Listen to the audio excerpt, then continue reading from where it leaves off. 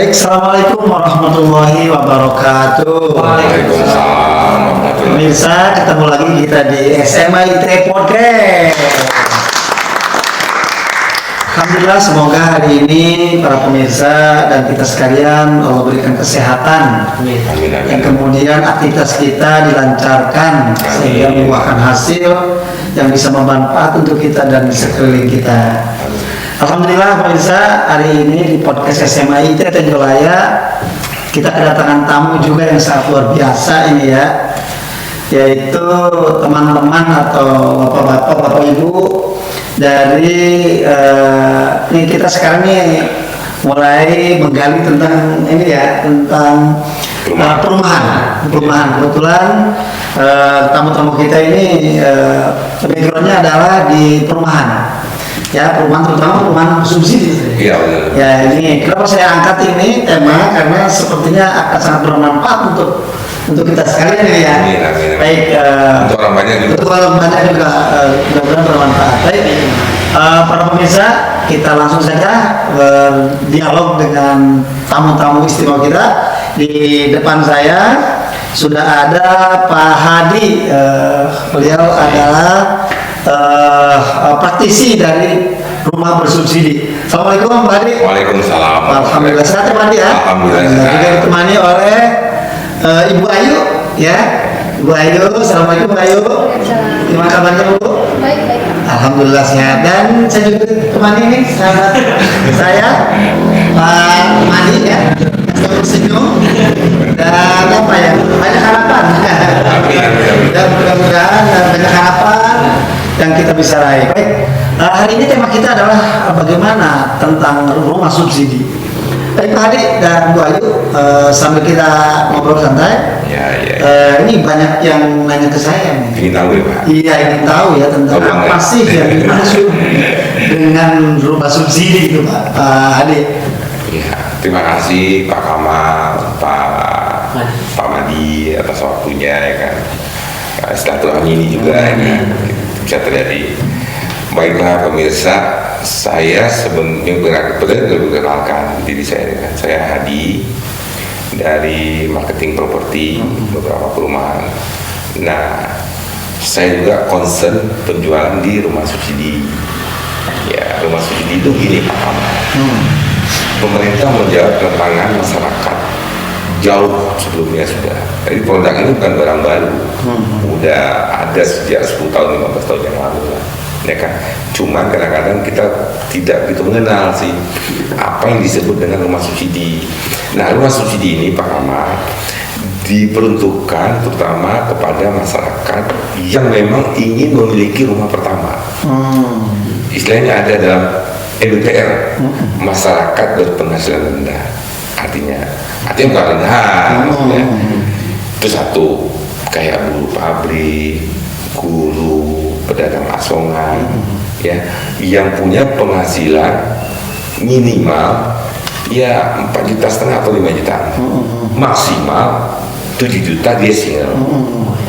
Kalau dia sudah berkeluarga, maksimalnya 8 juta. Itu ketentuan dari pemerintah yang nggak boleh kita lewati. Kalau di atas 8 juta dia nggak boleh dapatkan fasilitas ini. Makanya disebut fasilitas likuidasi pembiayaan perumahan LPP bersubsidi namanya. Kenapa saya bilang rumah subsidi? Karena pemerintah ikut turut membantu dalam pembayaran angsurannya atau dalam mencicil bunganya. Jadi masyarakat nggak usah ragu.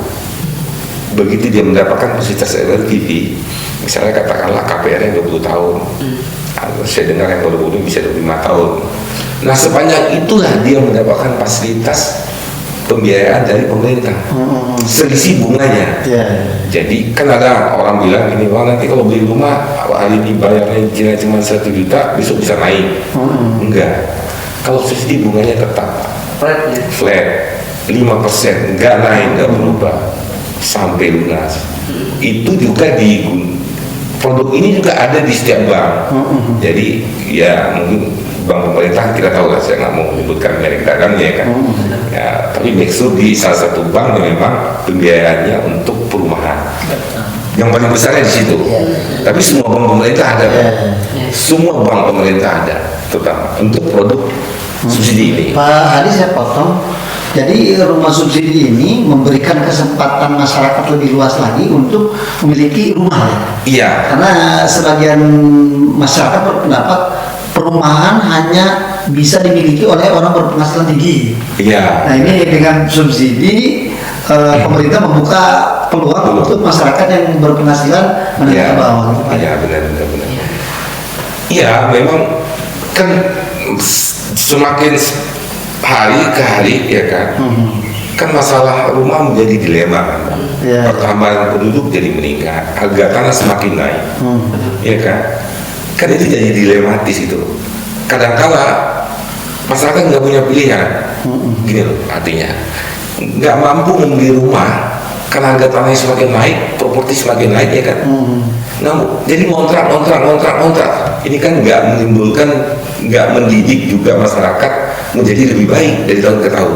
Benar Pak. Makanya pemerintah memberikan ini. Oke, ayo dong kaulah muda yang mau beli rumah silakan manfaatkanlah fasilitas subsidi ini dari pemerintah untuk rumah pertama. Makanya fasilitas rumah subsidi itu Pak hanya boleh kita gunakan sekali seumur hidup.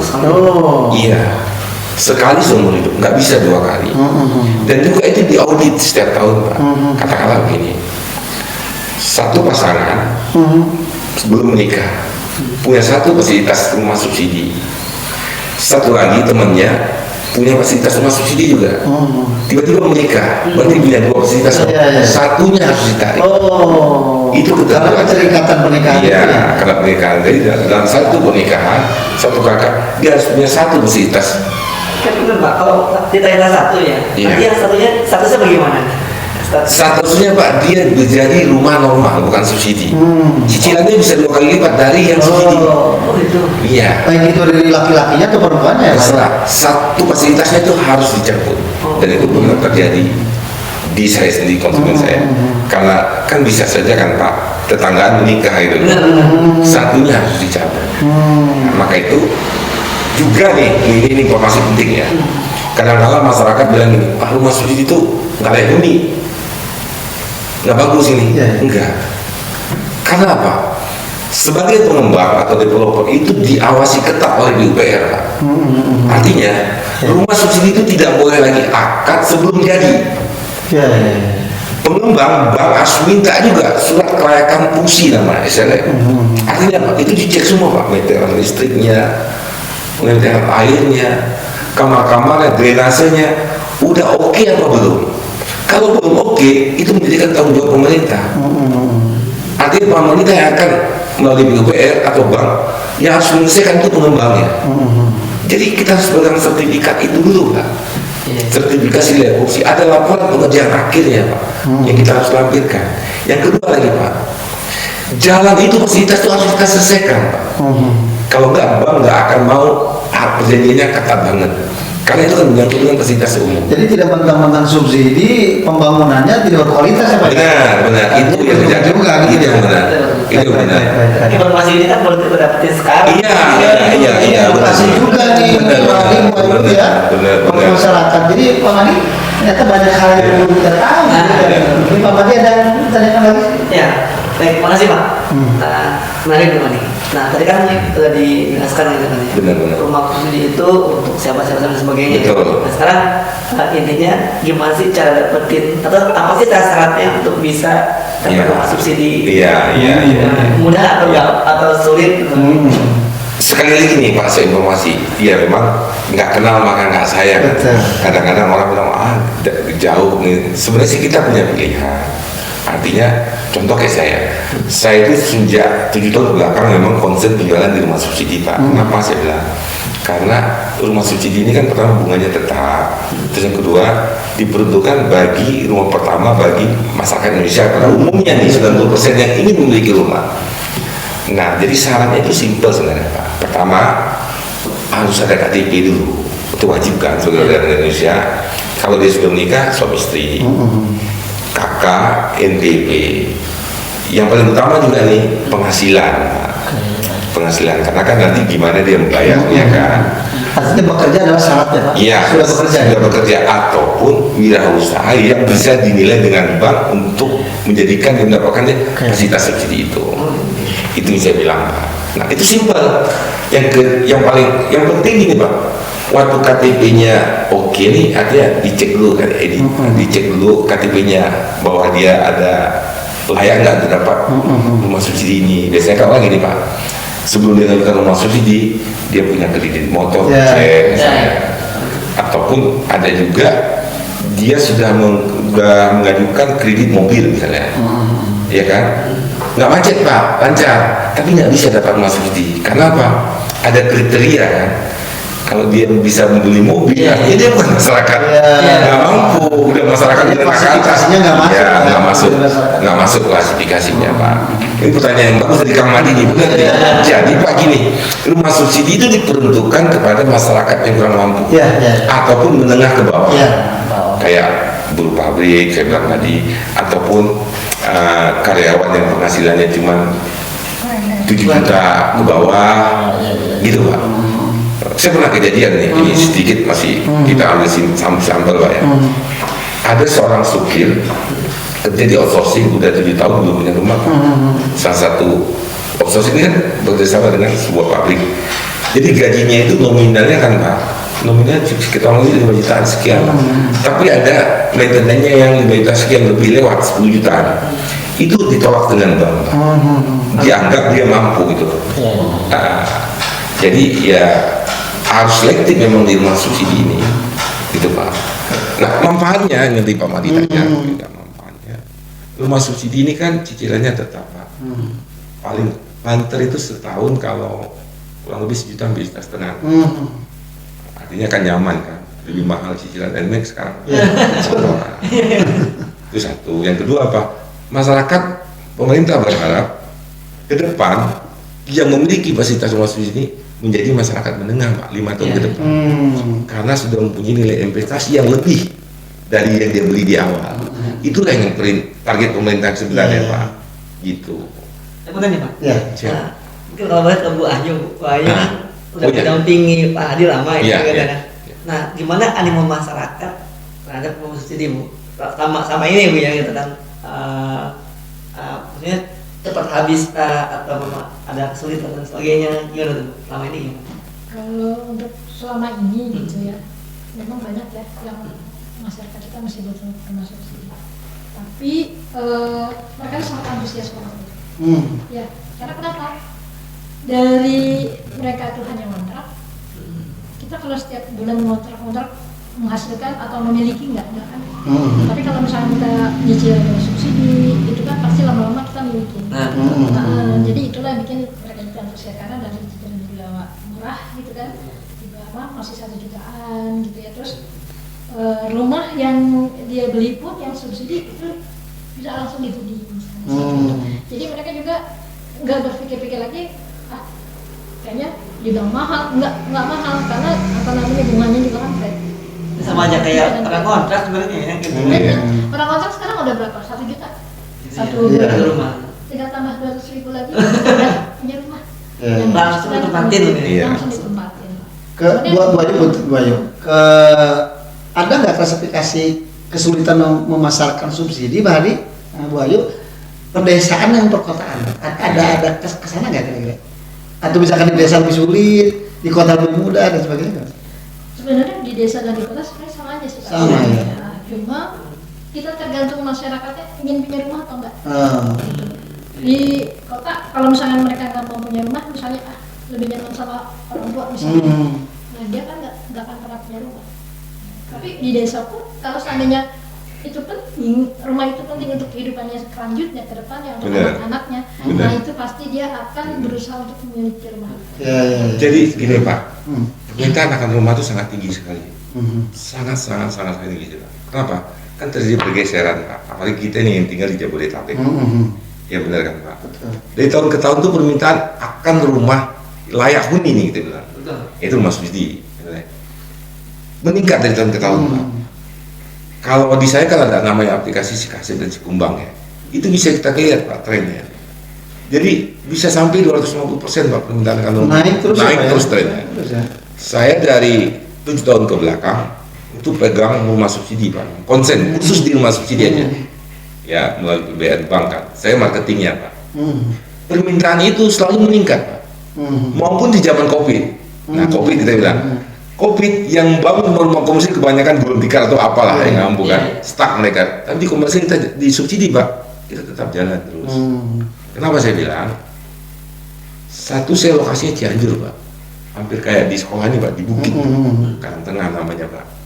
Tetap soal permintaan tetap ada. Saya pegang ini sekarang di Sukabumi, di Parung Kuda, nanti boleh lihat nanti berapa yang ingin informasi di tolong Pak Kamal, ya kan? Saya di Sukabumi Pak. Sukabumi daerah Parung Kuda, itu kalau di sini cuma setengah jam jaraknya lewat tol Mucimi yang baru.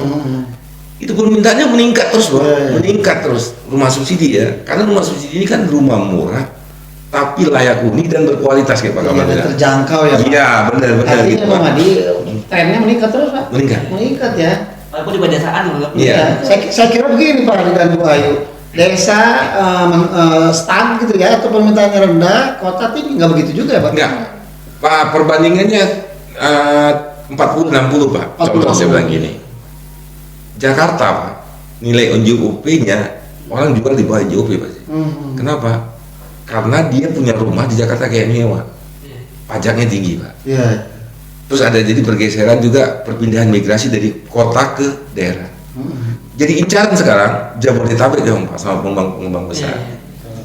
Yang kedua ya memang kita harus terima kasih dengan era pemerintahan yang baru kan. Pak Prabowo kan sangat concern terhadap perumahan subsidi, malah menyiapkan rumah sejuta umat lagi.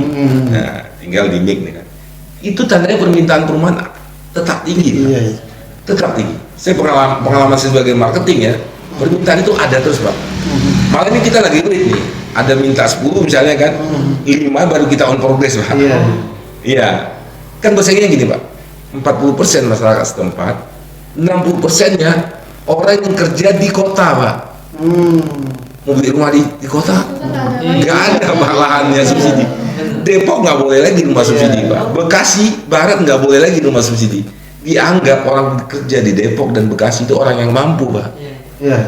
Menyebarlah daerah Kabupaten Bogor pakai Cisauk, Parung Panjang, itu kan Pak, termasuk sampai ke Tenjo segala macam. Apalagi kita Pak, daerah kita ini.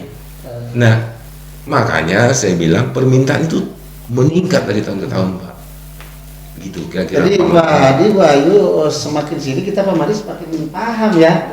Oh ini rumah subsidi dan ternyata masyarakat juga harus lebih memahami tentang bantuan yang dilakukan oleh pemerintah tentang rumah layak huni. Saya teringat gini Pak Adi, Bu Ayu, bagaimana dan satu keuntungan lagi ketika di rumah subsidi itu tatanan rumahnya juga, tata ruangnya sudah bagus. Sudah pasti. Ya yang saya lihat juga di pedesaan kan, pedesaan itu ya dengan rumah-rumah yang dengan apa masing-masing membangun. Betul. Itu agak kurang ini ya Pak, kurang sesuai dengan tata ruang. Betul. Kalau perumahan itu akan menata kelola gitu. Dan saya pernah baca juga tuh Pak satu penelitian, kalau rumahnya terkelola bagus akan keluarkan energi positifnya. Benar. Sehat gitu ya pergaulan dan sebagainya. Benar. Jadi begitu banyak ya Pak itu. Iya, jadi makanya kan Pak, itu kan masih diawasi juga oleh PUPR kan. Kita nggak boleh menyalahi tata ruang itu seperti Pak bilang tadi. Artinya kalau ada drainase itu harus kita selamatkan. Harus ada RTH-nya juga 30% Pak. Ruang terbuka hijau. Supaya Pak udara ini kan lebih segar. Ya kan? Itu harus Pak. Pasung ya. Iya, pasung. Kalau enggak, kan syarat rumah subsidi kan banyak Pak. Pertama sertifikatnya udah jelas, legalitasnya udah pecah per kapling, per blok, termasuk IMB-nya Pak. Sekarang PBG kan. Itu harus ada per kapling, per blok juga. Nah, adanya set plan itu Pak, nggak boleh kita melewati batas set plan ini yang udah ditetapkan oleh tata ruang itu Pak. Artinya RTH-nya harus ada. Jadi benar kayak Pak Kamal bilang, saya setuju tuh. Nah, kalau sekarang ini kan kalau rumah-rumah desa itu kan ada kayak kadang-kadang ada padapan belakang ya Pak, belakang rumah konsep tata ruang. Iya benar. Kadang-kadang depan rumah kita belakangnya rumah orang kan nggak nyaman. Nah kalau di rumah subsidi itu ada aturannya Pak. Jadi drainasenya udah harus jelas, ya kan mana drainase, gambar drainasenya, terus alur pembuangan airnya kemana, RTH-nya juga harus ada 30%, ruang terbuka hijaunya. pasosnya juga. Sudah ini Pak, ya, sudah sangat diperhitungkan oleh pemerintah ya, Iya. dengan pengembang kelengkapan Betul. dari sebuah rumah. Dan satu lagi saya bilang Pak, Ya, kebanyakan kalau kita beli rumah subsidi itu investasinya pasti naik, namanya Ya. properti, ya kan? Nggak ada istilah rugi. Jadi buat kaula muda nih, buat anak-anak yang milenial yang usia 21 tahun, sekarang kalau nggak salah Bu Ayu 19 tahun udah bisa ya? Sudah bisa Pak. Oh, Jadi iya. nggak usah khawatir kalau misalnya iya, ya, ada di sekolah, ada kerja, apa yang ingin rumah subsidi Iya. usianya baru 19 sudah bisa. bisa. Iya. Dengan catatan persyaratan tadi ya. Iya, iya. Penghasilan. Iya, benar. Pak Hadi, Bu Ayu sangat menarik sekali nih Pak. Satu lagi Pak, Ya. jadi syaratnya itu juga harus ada surat keterangan dari RT RW atau Oh. lurah desa-desa Iya, iya, setempat. iya, betul. Surat keterangan belum memiliki rumah. Iya, iya. Kalau dia berpasangan dua-duanya harus punya Pak. Nah, Pak Hadi, punten. Berarti kalau misalkan seseorang ingin memiliki rumah subsidi sementara dia sudah punya rumah pribadi itu tidak bisa. Nggak boleh, Oke. nggak boleh. Makanya harus dikuatkan oleh dari surat desa Pak, atau Keterangan lurah, bahwa dia belum memiliki belum rumah. memiliki Tapi rumah. gini Pak, jangan salah. Kadang rumah yang dia punya itu kan rumah keluarga, Iya, bukan bukan atas Islam nama. Timur. Tetapi dengan catatan ya Pak, rumah beliau pun rumah atas nama pribadi ya. Iya, Itu. boleh. Kan biasa kan rumah desa itu banyak Iya. pemiliknya kan Pak. Iya, iya. Dia boleh mendapatkan itu. Yang penting itu tadi saya bilang Pak. Artinya dia belum pernah mendapatkan fasilitas rumah subsidi seumur hidup. Jadi pertama dan terakhir gitu, Iya, satu iya. kali seumur hidup. Yang kedua dia punya penghasilan minimal untuk Untuk ini ya, untuk angsuran tiap bulannya ya. Ini pertanyaan Pak Kamal sebenarnya ini mereview saya kembali gitu. Artinya gini Pak, kadang orang nggak wah saya mau beli rumah subsidi kan, padahal dia udah punya rumah gitu. Iya, iya. Itu bank nggak akan mengasih Iya, iya. waktu tanya jawab nanti wawancara. Iya, iya. Di wawancara kadang kan analis akan begitu tanya jawab, begitu udah punya rumah itu langsung ditolak sama bank Pak. Karena itu sangat mutlak. Jadi harus diwaspadai juga gitu tujuan kalau ingin memiliki rumah subsidi. Dia belum pernah memiliki fasilitas rumah subsidi dan harus ada surat keterangan belum memiliki rumah Dari desa ya, Dari dari desa. kantor desa atau kelurahan. kelurahan setempat. Baik pemirsa, sangat menarik sekali ini ya, daging semua nih obrolan kita nih. Amin, amin. Ya, terutama tentang pengetahuan rumah subsidi yang merupakan hajat pokok Ya, masyarakat. Kebutuhan atau pokok ya. Kebutuhan pokok ya, sandang, pangan, papan itu kan. Jadi luar biasa. Kita beri aplaus dulu nih papan ini untuk satu lagi Pak Kamal sebelum closing ya kan. Iya, iya. Jadi makanya nih juga nanti kalau masyarakat di Bogor Barat ini, terutama yang sekitaran sekolah Pak Kamal atau teman-teman sejawat, guru-guru yang ingin memiliki rumah subsidi di daerah Bogor, saya juga ada pegang beberapa unit rumah subsidi di daerah Bogor Barat, Iya. boleh kontak Pak Kamal. Siapa? Ya, gitu Pak Kamal. Terima kasih Pak Hadi Sama-sama. dan Bu Ayu ya. Sama-sama. Sehat selalu, Boleh. usahanya lancar, Amin, amin, amin. dan bisa memberi manfaat untuk kita Amin, semua. amin, amin. Pak Madi, terima kasih. Sama-sama. Baik pemirsa, demikian dialog kita dengan praktisi rumah subsidi Pak Hadi dan Bu Ayu yang sangat bermanfaat sekali. Mudah-mudahan pertemuan kita nanti bisa berlanjut di session selanjutnya. Demikian pertemuan podcast kita. Sampai ketemu kembali di podcast SMA ITT Jalaya. Terima kasih Pak Hadi, Bu Ayu. Sama-sama, Sampai Pak ketemu Kamal. nanti. Sama-sama. Assalamualaikum warahmatullahi wabarakatuh. Waalaikumsalam warahmatullahi wabarakatuh.